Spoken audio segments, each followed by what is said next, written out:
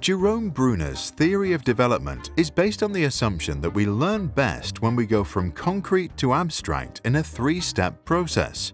First comes hands-on action, then learning with images, and finally, students transform what they've learned into language. Throughout the experience, we constantly revisit previously learned topics, while teachers provide carefully structured guidance along the way. And it seems to work. In the 1980s, the Singaporean government decided to stop importing foreign textbooks and, instead, build the world's best maths curriculum from scratch. Since that time, Singaporeans study fewer concepts with greater detail, following Bruner's guideline. Before we learn how well this worked out, let's go through each step of the theory with an example. First, we learn through inactive representation. This happens in hands-on experiences, ideally with real-world applications.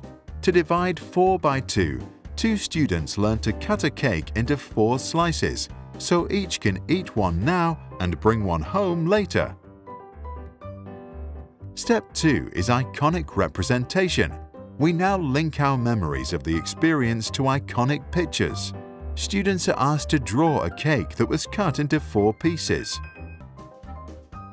Last comes symbolic representation. We now use the images we internalized earlier and turn them into abstract language, such as mathematical symbols. Using a little bit of retrospection, we can easily solve the problem. This last phase is also called language-based because we are really just learning the right words and symbols to express our thoughts. The actual maths knowledge was acquired much earlier through hands-on experiences. Bruner, therefore, advocated for the use of spiral curriculum with continuous repetition of the same fundamental ideas. The curriculum is comprised of 3 characteristics. Students revisit the same topic at regular intervals. The complexity of the topic increases with each revisit. The new learning has a relationship with previous learning. Teachers also use scaffolding, a term coined by Bruner. Teachers do this by structuring activities based on students' existing knowledge and in a way that helps them to reach the desired learning outcome.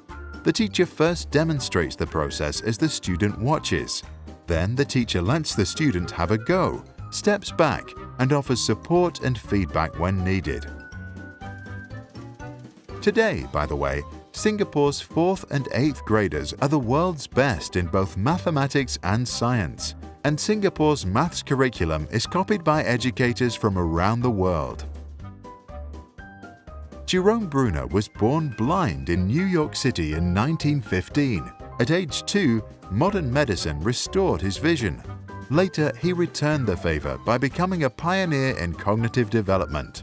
He believed that any subject can be taught in an intellectually honest form to any child at any stage of development. What do you think about Bruner's theory and his suggestion for better learning?